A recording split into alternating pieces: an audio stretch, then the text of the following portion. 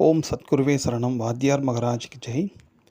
குருவர்களால் காலரகசிய பதிவேட்டில் பார்க்கக்கூடிய விஷயமானது பார்த்துட்டிங்கன்னா, ஒரு அற்புதமான நோய் நிவர்த்தி நாள் அப்படின்ட்டு சொல்லலாம். ஒன்று. ரெண்டாவது, இந்த நோய்களுக்காக செலவுகள் அதிகமாக ஏற்படக்கூடியவங்களுக்கு கொஞ்சம் அந்த செலவுகள் குறைவதற்கும் அந்த நோய்கள் கம்மியாவதற்கும் ஒரு நல்ல ஒரு அற்புதமான ஒரு காலம், ஒரு அற்புதமான பூஜை. அதுக்குரிய ஒரு சில விளக்கங்கள் மட்டும் நம்ம இப்போ பார்த்துக்குவோம்.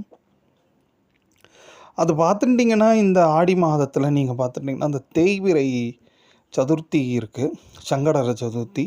அது செவ்வாய்க்கிழமையோட கூடி இருக்கும் பாருங்களேன். ஒரு அற்புதமான நாள் தான் அது. ஸோ அந்த காலம் நீங்கள் பார்த்துட்டிங்கன்னா, அதை 12ஆம் தேதி அப்படின்ட்டு எடுத்துங்களா ஆங்கிலத்தில்.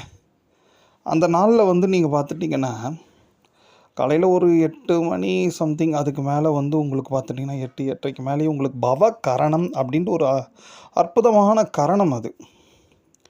அந்த கரணத்தை வாத்தியார் எப்படி சொல்லி அதை பெருமைப்படுத்துகிறார் பார்த்துட்டிங்கன்னா, அஸ்வினி தேவர்கள் ஒரு ஆழ்ந்த தியானத்தில் இருக்கக்கூடிய ஒரு அற்புதமான யோகம்தான் அந்த பவகரணம். அவங்க அந்த பவகரணத்தில் அப்படி ஒரு விசேஷமான தவத்தில் இருப்பாங்களாம். அப்பேற்பட்ட ஒரு அற்புதமான கரணம் இந்த பவகரணம். அந்த பவகரணமானது தேய்பிறையில் செவ்வாய் அல்லது சனிக்கிழமையில் வரும் பொழுது விசேஷமான மருத்துவ சக்திகளை நமக்கு கொடுக்குது அப்படின்ற ஒரு விஷயத்தை வாத்தியார் இங்கே குறிப்பிட்டு சொல்கிறாங்க. அதில் முக்கியமாக நம்ம என்ன பண்ணலாம் அப்படி பார்த்துட்டிங்கன்னா, ரொம்ப பெரிய வேலையெல்லாம் ரொம்ப சிரமமாக சொல்ல மாட்டோம். ஏன்னா எல்லோரும் ஓடிட்டு இருப்போம், வேலைக்கு போயிட்டு இருப்போம். அந்த கூடுமான வரையில் காலையில் ஒரு 8:30 மணிலேருந்து இரவு ஒரு 7:30 மணி வரைக்கும் இருக்கும்னு நினைக்கிறேன். கிட்டத்தட்ட முன்ன பின்ன இருக்கும், அதை பார்த்துங்க. அது வரைக்கும் எவ்வளவுக்கு எவ்வளோ முடியுமோ, எந்த வேலை செஞ்சுட்டு இருந்தாலும் என்ன பண்ணிட்டு இருந்தாலும் அவ்வப்போது அந்த கருட பகவானோட காயத்ரியை மனசில் சொல்லிகிட்டே இருங்கோ. இதனால் ஏற்படக்கூடிய அனுக்கிரகம் பார்த்துட்டிங்கன்னா, இன்றைக்கி ரொம்ப முக்கியமான ஒரு விஷயம் பார்த்திங்கன்னா, மனசுக்கு அமைதியே இல்லாமல் அலையக்கூடிய ஒரு வேதனையான வாழ்க்கை நிறைய பேர் இன்றைக்கி அனுபவிச்சுன்னு இருக்கோம் இல்லையா? அது ஓரளவு குறையும். மனசுக்கு ஒரு நல்ல இதம், அமைதி கிடைக்கும் அப்படின்றாரு. குறிப்பாக நோய்களை பற்றி சிந்தனை இருக்குது ஒரு சிலருக்கெலாம், நிறைய பேர் இருக்கும். நமக்கு இப்படி இருக்கே, அப்படி இருக்கே, எப்போ நமக்கு குணமாகும், இல்லை என்ன ஆகுமோ, அந்த மாதிரியான வேதனைகள், அந்த ஒரு மனக்லேசங்கள்ன்ட்டு சொல்கிறார் வாத்தியார். அந்த மாதிரி ஒரு மன வேதனைகள்லாம் தணிவதற்கும் ஒரு நல்ல ஒரு வாய்ப்பு ஒன்று உண்டு. இது இந்த தேய்பிறை பவகரணமானது இந்த செவ்வாய்க்கிழமை அல்லது சனிக்கிழமை கூடி வரும் காலங்களில் நாம் இந்த கருட காயத்ரியை ஜபம் பண்ணுறதுனால இப்பேற்பட்ட ஒரு அனுகிரகம் உண்டு அப்படின்றார். அதுலேயும் நிறைய இருக்குங்க சிறப்பான பூஜைகள்லாம். நம்ம சில விஷயங்கள் மட்டும் பார்த்துக்கோ. இது செவ்வாய்க்கிழமையாக இருக்கிறனால என்னென்னா, இந்திராட்சி கவசம் அப்படின்ட்டு ஒன்று இருக்குங்க. ஒரு அற்புதமானது அது. அந்த இந்திராட்சி கவசத்தை குறிப்பாக அந்த தேய்பிறை செவ்வாய்க்கிழமை கூடிய பவகரணம் வேளையில், குறிப்பாக செவ்வாய் ஓரையில் நீங்கள் சொல்ல ஆரம்பிச்சிங்கன்னா ரொம்ப நல்லது. கொஞ்சம் சிரமமாக தான் இருக்கும் புதுசாக படிக்கிறவங்களுக்கு. ஆனால் இது என்னென்னா ரொம்ப விசேஷமான அனுகிரகங்க. குறிப்பாக பார்த்துட்டிங்கன்னா, இந்த ஹார்ட்டு பிரச்சனை, டிபி, ஆஸ்துமா அண்டு ரொம்ப அதிகமான இந்த என்ன சொல்கிறது, தோல் சம்மந்தப்பட்ட பல விதமான வியாதிகளுக்கும் இது ஒரு விசேஷமான நிவாரணியாக இருக்கும் அப்படின்றார். இந்திராட்சி கவசம் குறிப்பாக தேய்பிறை செவ்வாய்க்கிழமை கூடிய பவகரணம், தேய்பிறை பவகரணம் ப்ளஸ் செவ்வாய்க்கிழமை அப்படி எடுத்துங்க. அந்த நாளில் நம்ம அந்த டைமிங் செவ்வாய் ஓரையாக இருப்பின் கூடுதலாக அதோட பலன்கள் உண்டு. இந்த மாதிரி இந்திராட்சி கவசம் சொல்லிவிட்டு, ஏழைகளுக்கு முடிஞ்சால் பட்டு வஸ்திரம், அப்படி முடியலன்னா ஒரு நல்ல புது துணிகளெல்லாம் வாங்கி நிறைய தானம் பண்ண சொல்கிறார். ஸோ இதனால் இந்த மாதிரி நாள்பட்ட வியாதிகளாக இருக்கக்கூடிய டிபி, இருதய சம்பந்தப்பட்ட வியாதிகள், இன்னும் கூடுதலான எவ்வளோ வியாதிகள் இருந்தாலும் நிச்சயமாக அதெல்லாம் ஓரளவுக்கு குறையும் அப்படின்ற ஒரு விஷயத்தை குறிப்பிட்டு சொல்கிறார்.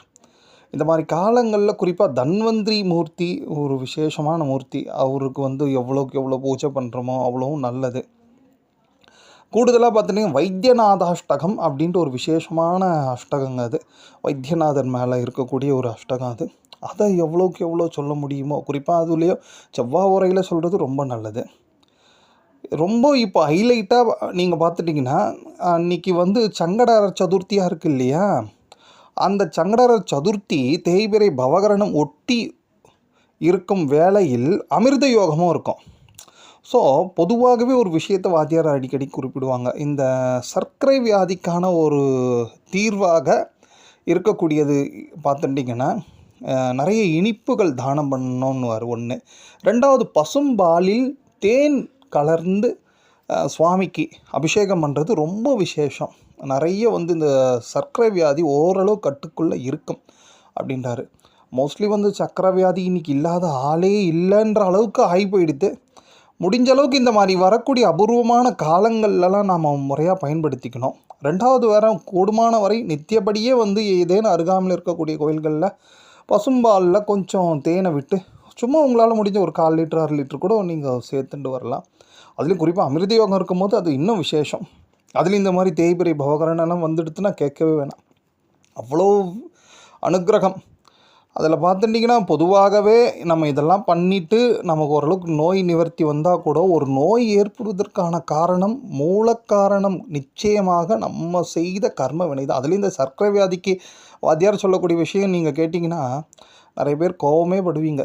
என்னென்னா, நம்ம பிறரோட உழைப்பை அனுபவித்ததோட பலன் தான் இந்த சர்க்கரை வியாதி அப்படின்றார். நம்ம உழைக்காமல் சம்பாதித்த பணங்கள், நம்ம கஷ்டப்பட்டு உழைச்சி சம்பாதிச்சோம் வச்சுங்களேன். அப்போ ஐடியில் இருக்கிறவங்களாம் உட்காந்துட்டே இருப்பாங்க, கஷ்டப்பட்டு உழைக்கலையா அப்படிலாம் இல்லை.